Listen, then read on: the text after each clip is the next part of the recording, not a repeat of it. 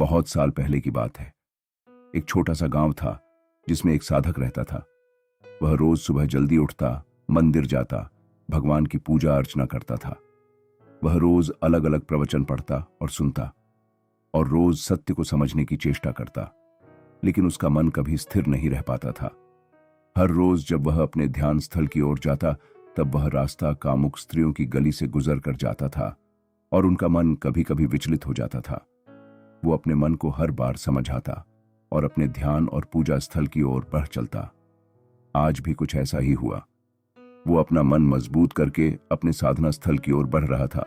तभी उसे एक आवाज आई, ए बाबा जी, कहां जा रहे हो? कभी यहां भी देखा करो। वह एक स्त्री थी जो साधक की ओर देख बोल रही थी, तू साधक है, तू उसकी ओर नहीं देखेगा, तू अपने मार्ग पर चलेगा। साधक इस तरह अपने मन को समझा रहे थे।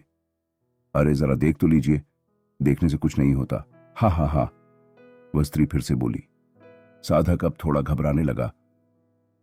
उसका मन उस स्त्री की तरफ लालायित हो रहा था, लेकिन वह अपनी साधना भंग नहीं कर सकता था। उसने अपनी मुट्ठी बांधी और तेजी से भागने लगा और थोड़ी ही देर में अपने साधना स्थल पर वह पहुंच चुका था। हे भगवान, आज तो मैं मरा ही था, भला हुआ कि मैं यहां पहुंच गया। साधक ने चैन की सांस ली और वह अपनी साधना करने लगा। लेकिन खतरा अब भी टला नहीं था। साधक ने जैसे ही अपनी साधना शुरू की, उसके मन में तरह तरह के ख्याल आने लगे। कामुक विचारों ने उसके मन पर अपना कब्जा जमा लिया।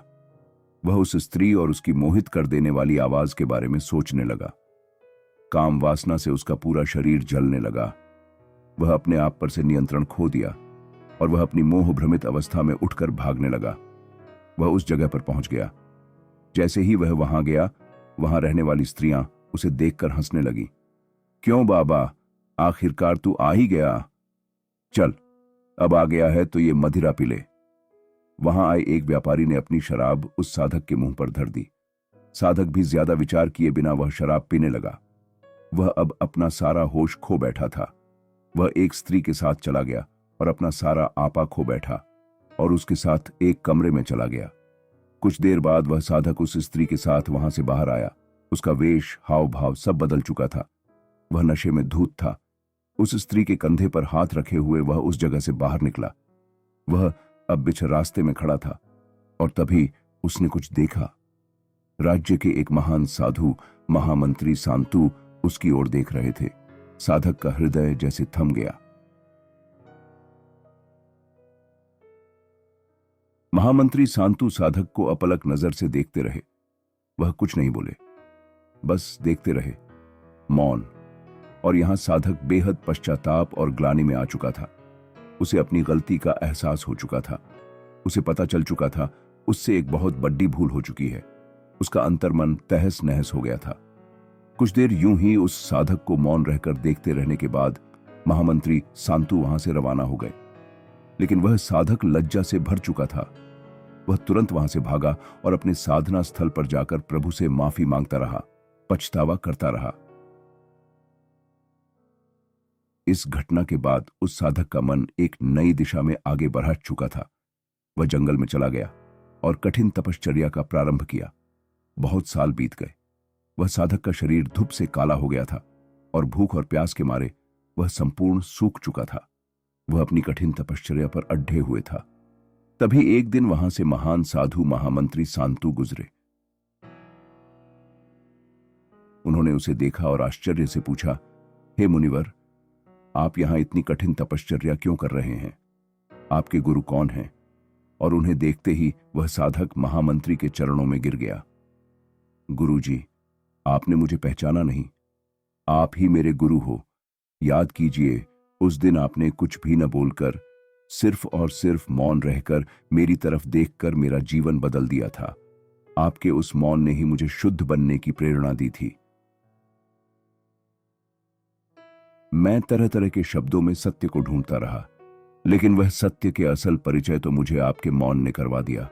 मेरा मन आज से पहले इतना शांत कभी नहीं था। यह शांति आपके मौन की शांति है गुरुजी। दोस्तों, इस कहानी से हमें सीखने मिलता है कि मौन कितना शक्तिशाली माध्यम है।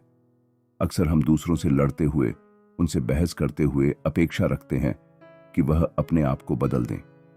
जबकि इस कहानी में महामंत्री सांतु एक भी शब्द बोले बिना साधक के जीवन में महान परिवर्तन ला देते हैं। उनका मौन साधक के बदलाव का जरिया बन जाता है।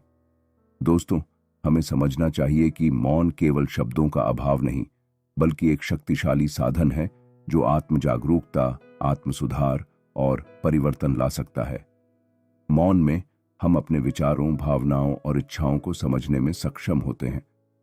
यह आत्मज्ञान हमें अपनी कमजोरियों और गलतियों को पहचानने और उन्हें सुधारने में मदद करता है। मौन के प्रकार। आंतरिक मौन, यह मन की शांति है, विचारों और भावनाओं का शांत होना। बाहरी मौन, यह शब्दों का अभाव है, बोलने से परहेज करना। मौन के लाभ। आत्म जागरूकता।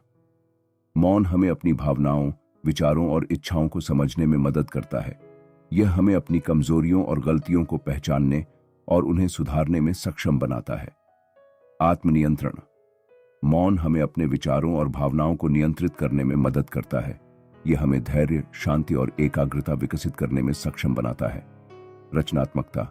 मौन हमें नए विचारों और अवधारणाओं को विकसित करने में मदद करता है।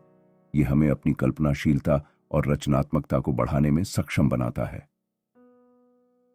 दोस्तों, मौन एक शक्तिशाली साधन है जो व्यक्तिगत और सामाजिक दोनों स्तरों पर परिवर्तन ला सकता है।